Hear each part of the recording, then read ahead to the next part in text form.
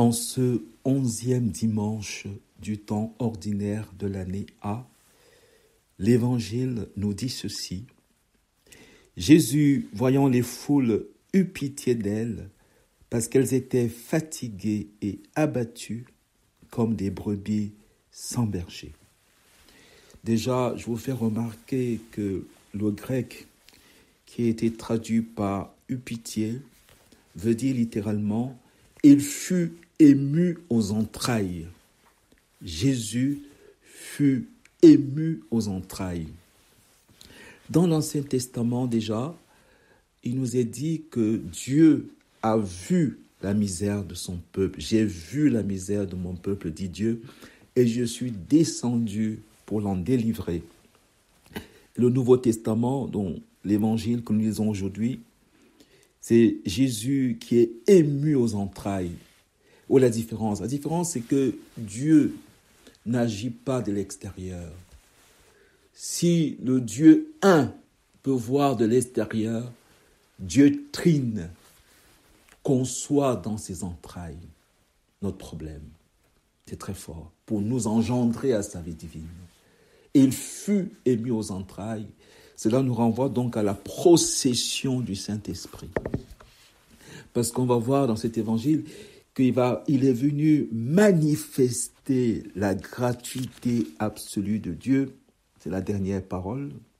Vous avez reçu gratuitement, donné gratuitement. Vous avez été associés à la procession toute gratuite qu'il y a en Dieu lui-même, la procession du Saint-Esprit. Donc pour comprendre l'évangile d'aujourd'hui, qui d'ailleurs se poursuit en disant « La moisson est abondante et les ouvriers sont peu nombreux ». Qu'est-ce que cela peut vouloir dire? Priez le maître de la moisson d'envoyer des ouvriers pour sa moisson. On a envie de dire, mais c'est sa moisson qui s'en occupe. Mais il veut nous associer. À quoi voudrait-il nous associer? Pas au labourage, pas au semail. C'est bien précisé qu'il s'agit de la moisson. Il s'agit de la récompense. Il s'agit du butin. Il s'agit du trophée. Et il veut nous associer à cela. Alors, s'il est vrai que de manière générale, toute parole de Dieu mobilise notre esprit, à savoir notre intelligence et notre foi dans leur dimension contemplative. Il faut insister. Le pape Jean-Paul II nous a légué cela comme héritage intellectuel à travers son encyclique Fides et Ratio. Je cite, « La foi et la ratio, la raison si vous voulez, mais il faut garder le mot latin, c'est plus fort. La foi et la ratio sont comme les deux ailes qui permettent à l'esprit humain de s'élever vers la contemplation de la vérité. » Ah, contempler la vérité. N'est-ce pas finalement la vocation de l'intelligence que de nous conduire à la vérité tout entière? Mais pour contempler cette vérité, il faut se souvenir d'une clé de lecture que nous donne le psautier, psaume 61, qui dit ceci. « Une fois Dieu a parlé, deux fois j'ai entendu. » Ah, c'est peut-être là tout le problème. Chaque fois que nous rencontrons la parole de Dieu, nous pouvons l'entendre de deux manières. D'une manière purement humaine, elle devient en ce moment-là un précepte moral.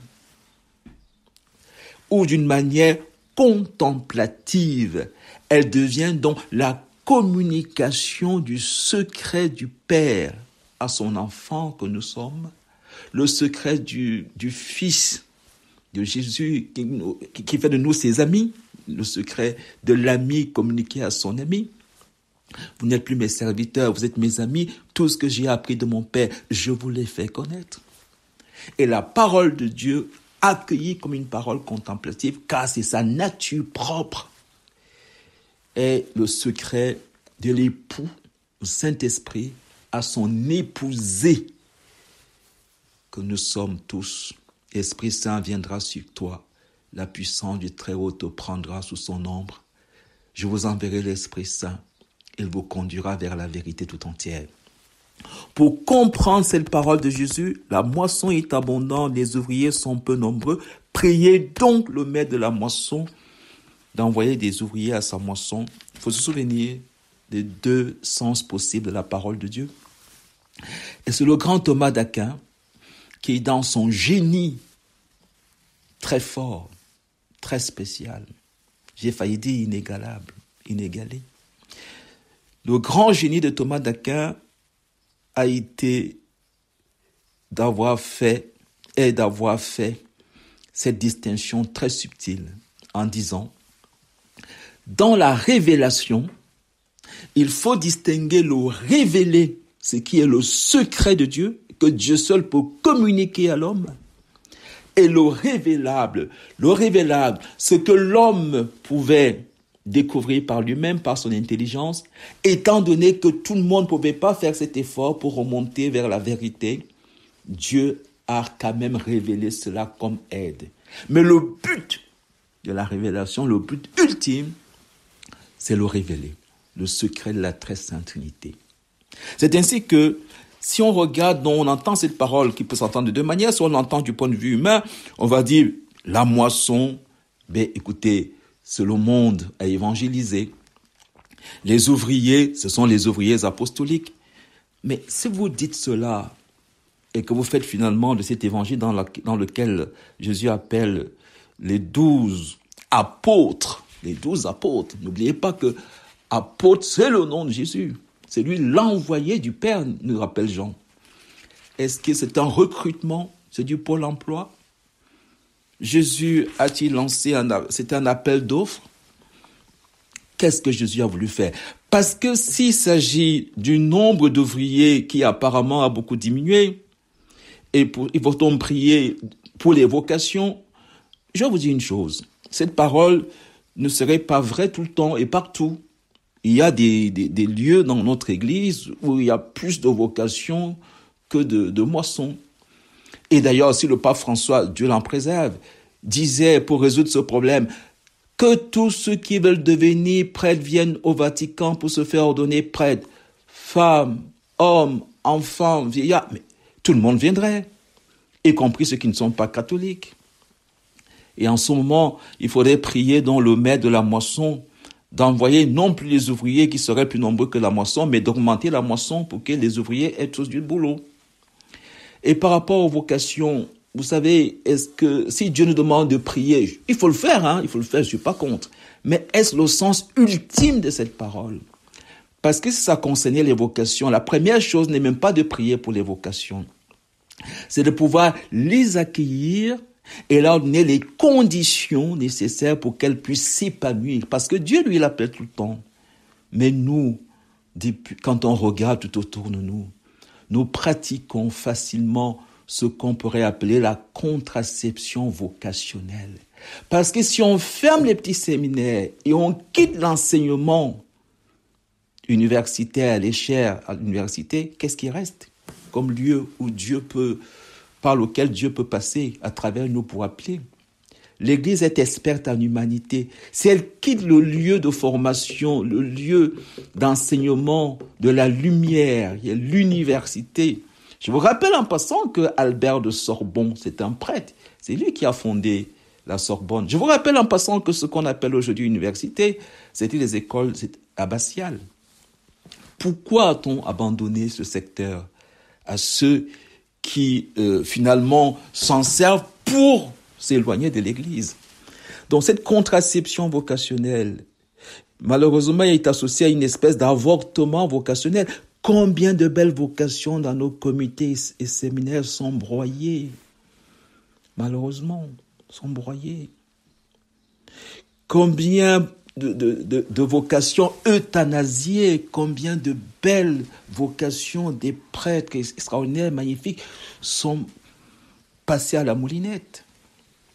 Combien y a-t-il de prêtres acéphales dans le monde? C'est-à-dire des prêtres gyrovagues, de très bons prêtres, qu'on ne veut pas intégrer dans la pastorale parfois, qui sont des électrons libres et tout. Vous voyez, alors, il faut prier pour les vocations, je n'ai rien contre, mais il faut peut-être réfléchir pour pouvoir accompagner les vocations, leur permettre de s'épanouir et que tous ces talents qui sont dans la nature et souvent détruits soient mis au service de la moisson, si vous l'appelez évangélisation. Mais regardons le mot moisson, et le mot moisson qui signifie donc ce qui vient à la fin, ce qui est beau, la récolte, la récompense. Cette parole de Jésus peut signifier ceci du point de vue divin, du point de vue de la lectio divina. Si du point de vue humain, elle signifie qu'il n'y a pas suffisamment d'ouvriers apostoliques, il n'y a pas suffisamment de vocations, vous savez où se trouve la solution, elle est humaine d'abord. Parce que Dieu lui l'appelle. C'est peut-être nous qui n'accueillons pas et qui n'accompagnons pas comme il faut. Et si on regarde donc du point de vue divin, du point de vue de la lectio divina, cette parole de Jésus, la moisson est abondante, les ouvriers sont peu nombreux, ne signifie-t-elle pas beaucoup sont appelés, mais peu sont élus? Est-ce qu'elle ne signifie pas ce que disait saint Augustin, que la plupart du temps, nous restons dans l'Ancien Testament? L'Ancien Testament nous préparait à accueillir la surabondance de la grâce. La loi est venue par Moïse, la grâce et la vérité sont venues par Jésus-Christ.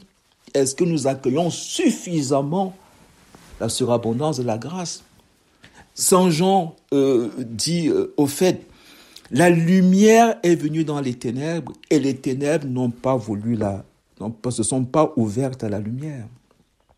Aristote disait déjà en philosophie, c'est le même problème. La moisson est abondante, le bien et la vérité surabondent, mais nous ne sommes pas à la hauteur parce que nous diminuons la vérité, disait Thomas d'Aquin à la suite du psaume.